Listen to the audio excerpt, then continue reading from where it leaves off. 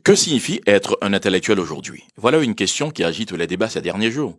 Cette interrogation sur la nature et la véritable définition d'un intellectuel trouve évidemment tout son sens à travers le constat des résultats médiocres des dirigeants politiques noirs, souvent perçus comme incompétents malgré l'accumulation de diplômes prestigieux. Alors, face à ce décalage flagrant, la jeune génération se demande ce qu'est un intellectuel, si la plupart de ceux qui se présentent comme intellectuels semblent incapables de servir les intérêts de leur pays ou encore d'améliorer la vie des populations. Il se dessine alors une méfiance envers les intellectuels. L'opinion générale prétend que les diplômes ne suffisent pas à faire un intellectuel et que l'intellectuel est celui qui se distingue avant tout par sa capacité d'analyse et d'esprit critique. Alors là, je voudrais saisir l'occasion pour revisiter avec vous la notion d'intellectuel avec le souci de rigueur et d'humilité qu'exige évidemment toute démarche intellectuelle. En synthétisant les diverses approches de la notion d'intellectuel à travers le temps et dans le cadre du droit, de la sociologie et de la philosophie, quatre éléments fondamentaux émergent pour caractériser l'intellectuel. Premièrement, la quête permanente de la connaissance et de la justice. Deuxièmement, l'autorité symbolique ou morale pour intervenir sur les grandes questions sociales. Troisièmement, la maîtrise de la réflexion profonde. Et quatrièmement, l'engagement public. La compréhension de ces quatre éléments caractéristiques de l'intellectuel nous permet d'écarter l'idée qu'il puisse exister des intellectuels dépourvus de diplôme. Non, dans l'acception contemporaine du terme, on ne saurait parler d'intellectuel sans diplôme. Certes, le diplôme ne suffit pas à lui seul à faire un intellectuel, mais il en demeure une composante essentielle. Le diplôme n'est pas évidemment un gage de compétence, mais le diplôme, c'est la preuve établie de l'autorité symbolique ou morale pour s'engager sur des sujets de société. C'est la preuve d'un long processus d'études validé par des professeurs et en sanctionné que vous possédez les connaissances minimales requises dans plusieurs disciplines. Il convient donc de distinguer à ce niveau l'intellectuel de l'expert. L'expert n'a pas besoin de diplôme. L'expert, c'est juste une personne ayant acquis une certaine maîtrise plus ou moins approfondie dans un domaine particulier. Cette maîtrise peut découler de l'expérience ou encore de la pratique au fil du temps. Toutefois, l'intellectuel ne se limite pas à des connaissances spécialisées.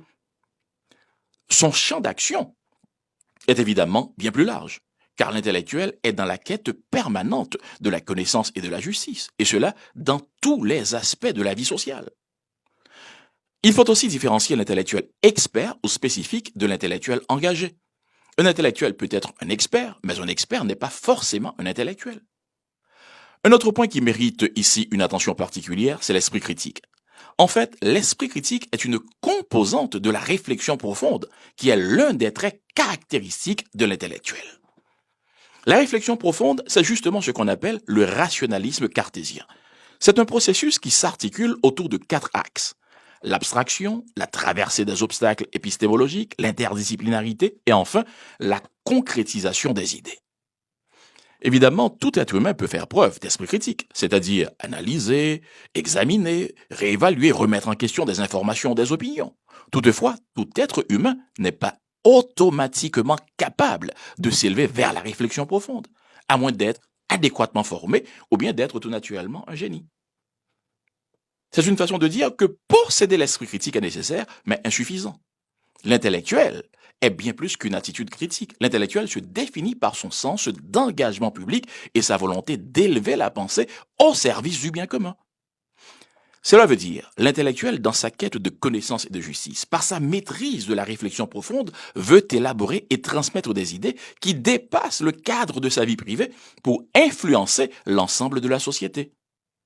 Cette acception de la notion d'intellectuel vient de la philosophie des Lumières, qui a mis en avant la figure de l'intellectuel engagé, luttant pour la liberté, l'égalité, les droits humains, etc. Et cette conception, il faut le dire, a profondément marqué les peuples noirs, pour qui l'intellectuel s'est longtemps confondu avec le militant politique ou encore l'acteur des luttes de libération et d'indépendance. Mais après l'indépendance, beaucoup de ces intellectuels au pouvoir ont échoué à transformer la société. D'où le débat actuel sur la notion d'intellectuel. Un débat qui touche du même coup la perception d'incompétence des dirigeants politiques noirs. En fait, deux raisons principales expliquent pourquoi les intellectuels noirs continuent de pécher mortellement contre leur propre société. La première raison, c'est la perception erronée de l'éducation dans la société noire, qui voit l'éducation comme une promesse d'emploi, un moyen d'accès à la richesse, au confort matériel, plutôt qu'un moyen d'émancipation ou de libération commune. Et influencés par le capitalisme, la plupart des intellectuels noirs vont chercher à paître plutôt qu'à paraître. C'est-à-dire, ils vont privilégier la jouissance personnelle plutôt que l'action collective au service du bien commun. La deuxième raison, c'est la complaisance dans le mal. Dans les sociétés noires, chacun attend son tour pour profiter du système. Cette mentalité d'opportunisme et de résignation nourrit malheureusement la corruption et la stagnation des consciences. Alors, je voudrais terminer en disant ceci. Il suffit d'une génération pour changer l'histoire. Donc, j'espère bien que la jeunesse d'aujourd'hui va être celle qui finalement va ramener l'intellectuel noir à sa véritable vocation, à savoir servir la vérité, la justice et défendre la dignité de la race noire.